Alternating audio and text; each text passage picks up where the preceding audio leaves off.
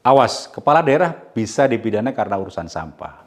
Hati-hati buat Bapak Ibu wali kota atau bupati. Kalau wilayah Bapak Ibu kotor dan sampahnya numpuk, siap-siap saja. Bukan cuma dihujat sama netizen, sekarang Bapak Ibu bisa beneran masuk penjara.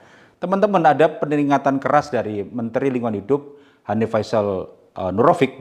Beliau menegaskan bahwa kepala daerah yang tidak beres mengelola sampah kini terancam sanksi pidana berdasarkan Undang-Undang Nomor 18 Tahun 2008. Secara teori ini terdengar seperti angin segar bagi lingkungan kita, tapi mari kita bicara jujur dan pakai logika data.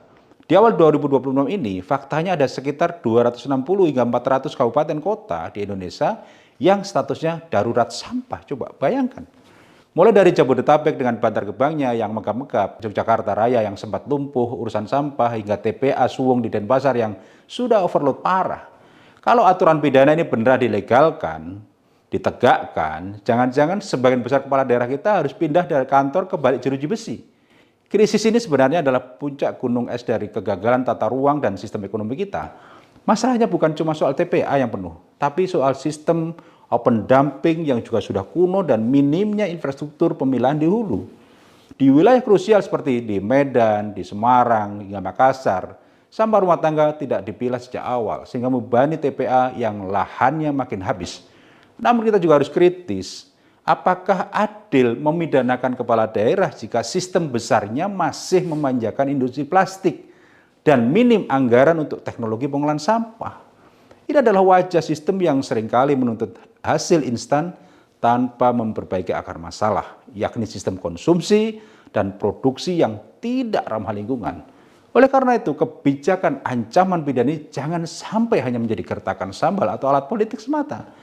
Jika pemerintah pusat benar-benar ingin mewujudkan Indonesia bersih, langkahnya harus sistematis.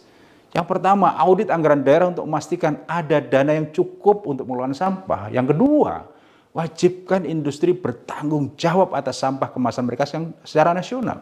Yang ketiga, transisi ke sistem ekonomi sirkular yang didukung infrastruktur pengolahan modern di setiap kecamatan. Tanpa solusi dari hulu hingga ke hilir, memenjarakan wali kota atau bupati hanya akan jadi drama hukum baru tanpa menyelesaikan tumpukan sampah di depan rumah kita. Status darurat sampah di ratusan daerah ini adalah bukti kita sedang dalam kondisi gawat darurat ekologis. Menurut teman-teman, apakah ancaman penjara bagi kepala daerah ini bakal bikin kota kita jadi bersih? Atau malah cuma jadi ladang kriminalisasi baru?